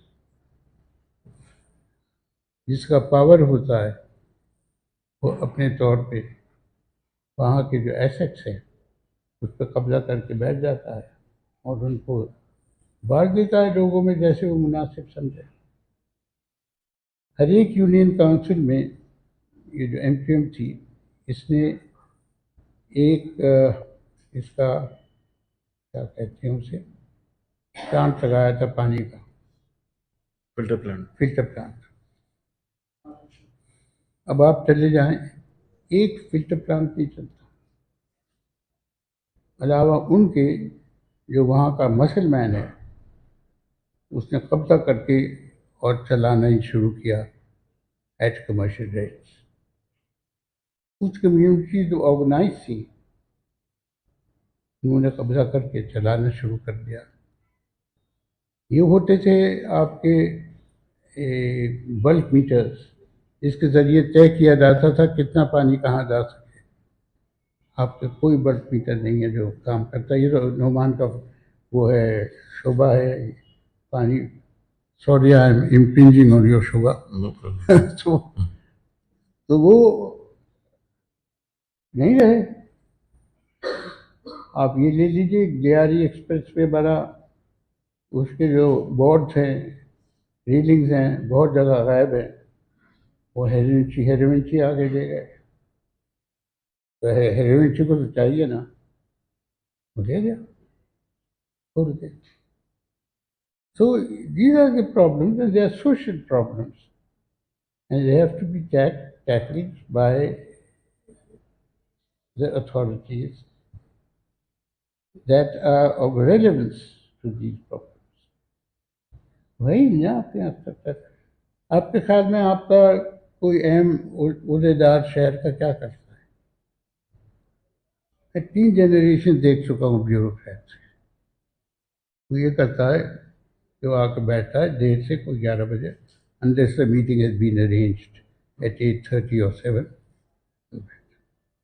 چائے پیتا ہے, ہیئرنگس کرتا ہے اور وہیں سے وہ گھر چلا جاتا ہے. اسے نہیں پتہ اپنے علاقے کے بارے میں, نہ کوئی خاص دلچسپی ہے, کیونکہ تھوڑی تھوڑی دیر کے بعد وہ وہاں ایک جگہ سے دوسری جگہ ٹرانسفر ہو جاتا ہے. کبھی 15 دن رہتا ہے وہاں, کبھی 20 دن رہتا ہے.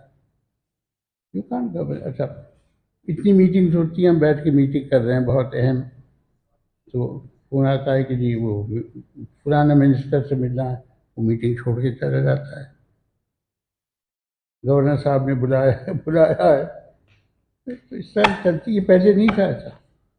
یہ جو آپ نے اتنی بریک تصویر ہمارے سامنے رکھی ہے جو ہم خود بھی دیکھ سکتے ہیں, تو اس میں سب سے جو بڑا مسئلہ ہے شاید وہ یہی مائنڈ سیٹ ہے کہ رائٹ از رائٹ, اس کی ویلیوز کو بحث. اور کیا یہ یونیورسل نارم بن گیا ہے یا پھر یہ پاکستان کے لحاظ سے اتنا زیادہ ہی بڑا مسئلہ بن گیا ہے؟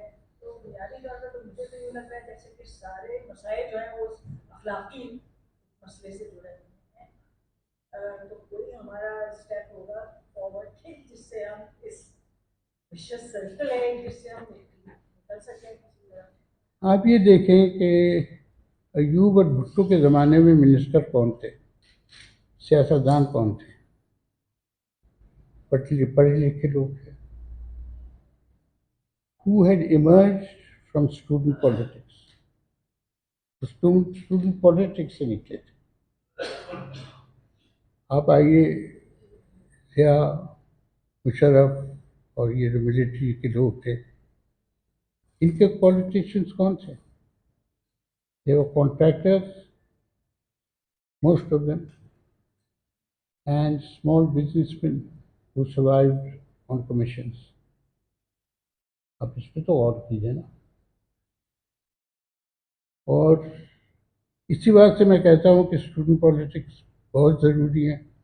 उसके बगैर you can not, people, future leaders can not be trained. अब हिंदुस्तान में क्या हुआ, यही वहाँ हुआ कि जो मोदी साहब के फॉलोअर्स हैं, या from basically small contractors who are running after contracts. तो वो बड़े कॉन्ट्रैक्टर्स बन गए इसके नतीजे. अकबर रैदी साहब ने लिस्ट बनाई है कि इनकी लीडर्स की, उसको देख लें, अच्छा एक व्यू मिल जाता है. तो बचेगा, ऐसे ही थोड़ी रहेगा.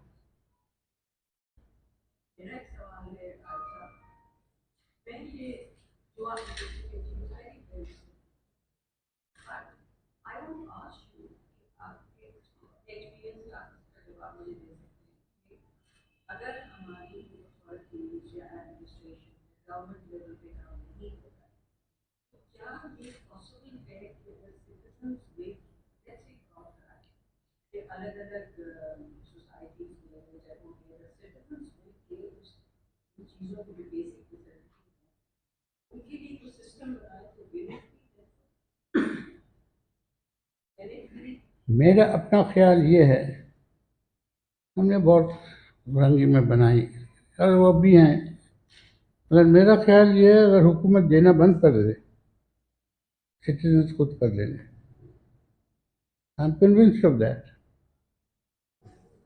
آپ یہ دیکھیں ورنگی میں، بلدیہ میں، کیا نام ہے اس کالج کا، اتحاد کالونی میں ہم نے کام کیا. وہاں کچھ نہیں تھا، لوگوں نے بنا لیا. اسی طرح سے آپ بند کر دیں لوگ، میرا خیال ہے آئی مین اٹ وونٹ ہیپن، اگر کر لیں بند لوگ ضرور بنائیں گے.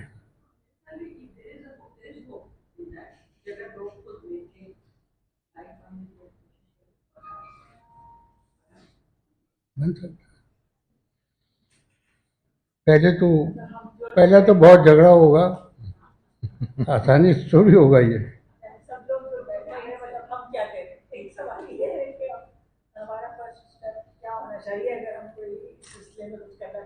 دیکھیں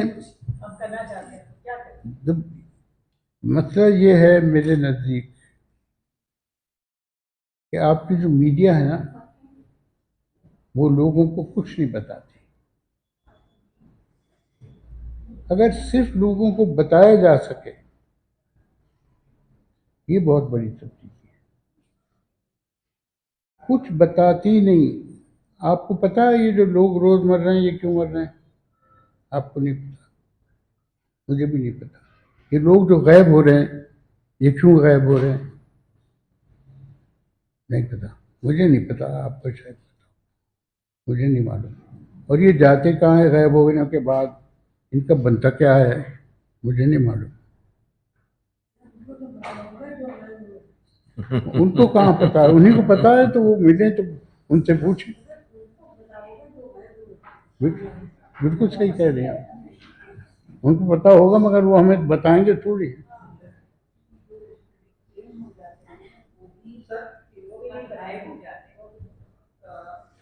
کراچی میں مطلب میں تو کراچی میں رہا ہوں اور کراچی کی صورتحال تو اس پہ ہی کچھ چیزوں پہ ڈسکس ہوگا کہ سٹی کورٹ ہے وہاں پہ ایک سینٹرلائز کورٹ ہے جس میں district asset, district south, district waste سب کے کورٹ ہیں. کیا ایسا ممکن نہیں ہے کہ ہر علاقے میں ایک مسجد، ایک یہ کیا نام ہے تھانے کے ساتھ، پولیس اسٹیشن کے ساتھ ایک کورٹ جو ہے اسائن کر دیا جائے ایک جج کو، وہ اسی علاقے میں رہ کے اسی جوڈیشری میں وہ جو ہے وہ ہیئرنگز کرے اور وہاں پہ جو ہے اپنے یہ اس سے ڈی سینٹرلائز ہو جائے گا. مجھے ڈور اسٹیپ پہ جو ہے اسی طرح پہلے ہمارے بچپن میں باڑے ہوتے تھے، جب سے وہ باڑے ناپید ہوئے ہیں جو بھی ناپید ہوئے، ٹھیک ہے. और दूध महंगा हो गया और फर्स्ट किए आप टेट्रा पैक किए। अच्छा, तीसरा ये कि जो सब्जी मंडी है कभी फैजान मदीना के पास होती थी, अब वो जो है बॉर्डर क्रॉस हो गई है, तो वो सब्जी भी महंगी हो जाती है। तो क्या मुमकिन नहीं है कि शाहबाद में मरीज में क्वारंटीन में जो सरकारी जमीनें जो कब्जे की नजर हो जाती हैं उन पे ये सब्जी मंडियां बना दी जाए ताकि लोकल लोगों को रोजगार भी मिले और सब्जी भी सस्ती दो स्टेप पे मिले? ये सारी चीजें क्या पॉसिबल नहीं है या इसमें कोई कबाहत है? प्लीज ये आप जवाब दें। देखिए, बात यह है कि जो आपने तजवीज़ दी मेरे ख्याल है बहुत ही मौजू और यानी कारामद और लॉजिकल बात है, मंतक के हिसाब से बिल्कुल दुरुस्त है। जुज़वी तौर पे इस पर कुछ अमल हुआ भी है। आप ये देख लीजिए कि मलीर के कोर्ट्स तो मलीर में मौजूद हैं, डिस्ट्रिक्ट कोर्ट्स, लेकिन ये है कि जो मकामी अदालतें हैं वो अभी तक बहुत हद तक सेंट्रलाइज्ड हैं, और उसका एक बहुत बड़ा मसला ये है कि जो हमारी सुपीरियर जुडिशरी है वो ये जोग्राफिकल यानी जोग्राफियाई मसाइल समझती नहीं है। और जब कभी भी, क्योंकि ज़ाहिर है कोर्ट्स तो अभी भी जो हायर जुडिशरी है वो उनके तमाम तरक्याती मंसूबों और दीगर कामों की जिम्मेदार होती है। जो मातहत अदालतें हैं वो तो उसी के निज़ाम के तहत काम करती हैं। तो अदालत की हद तक तो ये बात है कि अगर ये जो आपकी तजवीज़ है अगर ये सुप्रीम कोर्ट ऑफ पाकिस्तान का जो मुतल्लिका महकमा है उस तक पहुँचाई जाए तो शायद वो उस पर गौर करें। और ये खाली कराची का मसला नहीं, हमसे ज़्यादा संगीन मसला देही इलाकों का है जहाँ पर लोगों को बहुत लंबा सफ़र करके अदालत तक जाना पड़ता है और जो उसके अखराजात थे वो बर्दाश्त करने पड़ते हैं। जो बाकी सहूलतों की आपने बात की वो ज़ाहिर गौरतलब है, वो कराची की जो मनसूबाबंदी है उससे मुताल्लिक है कि कौन सी सहूलतें, कौन से फंक्शंस कहाँ पर होने चाहिए। सब्जी मंडी की आपने बात की, ये अगर हम तारीख के हिसाब से देखें तो ये गालिबन सब्जी मंडी की 5वीं लोकेशन है जहाँ पर ये इस वक्त पहुंची है। उससे पहले ये शहर का जो जनूबी इलाका था खारादर उसके साथ होती थी, और होते होते फिर ये जैसे जैसे शहर के हजम में इजाफा होता गया ये फिर मौजूदा जगह पे पहुंची। और इसके यहाँ पर लोकेट होने के पीछे जो एडवाइस थी वो एशियन डेवलपमेंट बैंक की एक स्टडी से आई थी, और उस वक्त भी बहुत सारे जो शहरी मनसूबाबंदी के माहिरीन हैं उन्होंने इस पर एतराज़ किया था, क्योंकि उनका ये ख्याल था कि शहर जिस तरह से अब फैल रहा है तो इसमें जो थोक के जो पॉइंट्स हैं जहाँ पर सब्जी और फल थोक के हिसाब से नीलाम होते हैं, ये पॉइंट्स एक से ज़्यादा होने चाहिए, और इसको कंट्रोल करने वाली जो मार्केट कमेटी है उसको भी उतने ही दफातर वहाँ पे खोलने चाहिए। लेकिन किसी ने इस पर गौर नहीं किया, और ये जैसे आप फरमा रहे हैं कि ये एक जगह पर मरकजी तौर पे मौजूद है, उससे यकीनन ट्रांसपोर्टेशन की कॉस्ट और दूसरी कॉस्ट के हवाले से बहुत बहुत मसले आते हैं। तीसरी बात जो आपने बताई कि जो हमारे पास मिल्क प्रोडक्शन वाला मामला है, ये कराची की जोनिंग से इसका ताल्लुक है। अब हुआ जैसे आरिफ साहब अपनी गुफ्तगू के शुरू में बता रहे थे कि हमारे पास बहुत से ऐसे देही इलाके थे जो बहुत से ऐसे फंक्शंस शहर को फराहम करते थे जो एक दूसरे के साथ कॉम्प्लीमेंट्री थे। इनमें से बहुत से इलाके ऐसे थे जिनकी जो देही हैसियत थी उसको बरकरार रखा जा सकता था अगर एक ज़्यादा सेंसिटिव सिटी प्लानिंग की जाती। लेकिन आहिस्ता आहिस्ता ये तमाम इलाके जो थे ये वो कमर्शियल या रेजिडेंशियल एरियाज में मर्ज हो गए, और वो फंक्शंस आहिस्ता आहिस्ता सब एक तरह से या तो ख़त्म हो गए या फिर शहर के बाहर चले गए। जो मौजूदा भैंस कॉलोनी है जिसको कैटल कॉलोनी कहा जाता है, ये जो कराची का एक मंसूबा 1958 के ज़माने में बना था, ग्रेटर कराची रीसेटलमेंट प्लान, ये उसका एक हिस्सा थी। और इसमें आइडिया ये था कि ये खाली भैंस कॉलोनी नहीं होगी बल्कि इसके साथ एक किस्म की डेयरी इंडस्ट्री जो है वो कायम होगी, जिसके नतीजे में जो मिल्क की सप्लाई है शहर भर में वो सेंट्रलाइज हो सकेगी और सरकार उसको रेगुलेट करेगी। बदकिस्मती से ये दोनों चीज़ें नहीं हुई, और भैंस कॉलोनी एक तरह की एक इंडिपेंडेंट एंटरप्राइज है, उसके अपने बहुत से मसले हैं, लेकिन जो शहर में दूध की तरसील है वो बहुत हद तक सेंट्रलाइज हो गई। इसमें एक और जो दिलचस्प बात है वो ये है कि जब ये भैंस कॉलोनी बनी है तो इस शहर का तकरीबन 30% दूध जो है वो ये भैंस कॉलोनी जो थी ये सप्लाई करती थी, बाकी 70% दूध कराची के बाहर से आता था। हमारे पास मुल्क के और सूबे के मुख्तलिफ इलाकों से स्पेसिफिक मिल्क ट्रेन्स चला करती थी जो नॉन स्टॉप होती थी, जो ڈیری لوکیشن سے وہ ملک لوڈ کرتی تھیں، اور پھر چونکہ ملک ہم سب سمجھتے ہیں کہ بہت جلدی خراب ہونے والی کموڈٹی ہے، تو اسی تیز رفتاری کے ساتھ وہ مارکیٹس تک ان کی ترسیل ہوتی تھی، اور مختلف جگہوں پہ وہ اسپاٹس بنے ہوئے تھے جہاں ان کا نیلام ہوتا تھا اور آگے ان کو پہنچایا جاتا تھا. تو یہ ٹرین سٹی اسٹیشن پہ آ کے ایک طرح سے ان لوڈ ہوتی تھی، اور یہاں سے پھر اس کو آگے بالکل لیا جاتا ہے. یہ کافی عرصہ ہو گیا یہ ٹرینز تو بند ہو گئی ہیں، اور اب کوشش یہی ہے کہ جو لوکل پروڈکشن ہے شہر کی ملک کی، وہ اس پہ کہ اس کا انحصار ہو. جو ظاہر ہے کہ جس طرح سے آبادی بڑھ رہی ہے اس میں ایک سپلائی اور ڈیمانڈ کا بہت بڑا گیپ کریٹ ہو گیا ہے. سر میری آبزرویشن میں یہ ہے کہ 2001 میں ڈاکٹر وقار علی سید کے ساتھ پی ایچ یو کے شاگرد تھے، تو میں ان کے ساتھ اٹیچ تھا. اس وقت ایم این ٹی کا پروگرام چلا تھا، مدر یونٹ ٹیکنس کا، اور تو اس وقت یہ کہا جا رہا تھا کہ یہ جو سورس ہیں بڑے جو ہیں کیٹل فارم لوکل ٹیکنس کی ایک سورس ہے، کیونکہ وہ جو اس کا گوبر ہوتا ہے وہ اگر کسی کی مطلب زخم پہ ان پہ لگ جائے تو اس کے بعد اس کو ٹیٹنس کا بہت چانس ہوتا ہے. تو اس کی بیس پہ یہ بند کیے گئے. دیکھیے میں آپ کو بتاؤں، آپ نے گفتگو کی ہے، میں نے یہ سیکھا ہے کہ جو چیز چل رہی ہے نا اس کو چھیڑو مت. اور ایک چیز میں نے اور سیکھی ہے کہ جہاں قانون کم ہے وہاں بہتری ہوتی ہے. اور اس کا میں آپ کو مثال دیتا ہوں. اگر آپ کا شہر پھیل رہا ہے، جو جس طرح سے پھیل رہا ہے، آپ صرف یہ دیکھیں کہ اس میں نقصان کیا ہے اور آپ اس کو روکیں اگر اس میں آپ کو خامی نظر آئے. اور اس کی وجہ ہے، اس کی وجہ یہ ہے کہ ہم جو ہیں شہر کو صحیح منصوبہ بندی کے ذریعے نہیں پھیلا سکتے. نہ ہمارے پاس پیسہ ہے، نہ ہمارے پاس ایکسپرٹیز ہے، نہ ہمارے پاس انسٹیٹیوشنز ہیں. آگے چل کے ہوں گے جب دیکھ لیں گے. یہ بنا کیسے ہے شہر؟ ماسٹر پلان بنا، جب وہ بن ہی رہا تھا اسی کے دور میں ہمیں ضرورت پڑی کارگو ٹرمینل کی، تو جہاں ہمیں زمین ملی ہم نے کارگو ٹرمینل بنا دی. جلدی تھی، ضرورت تھی. جہاں ہمیں زمین ملی ہم نے اسکول بنا دیا. جہاں کسی کو زمین نظر آئی اور اس نے کہا کہ یہاں میں اتنے پیسے کما سکتا ہوں، وہاں اس نے فلیٹ بنا دیے اور حکومت سے اجازت لے لی کہ اتنی زمین اور مزید اس کے ساتھ ملے گی. حکومت نے دے دی، کیونکہ حکومت کو خود نہیں پتہ کہ یہ کیا ہو رہا ہے، اس کو پتہ بھی نہیں، اندازہ بھی نہیں. ضرورت ہوئی مکانوں کی،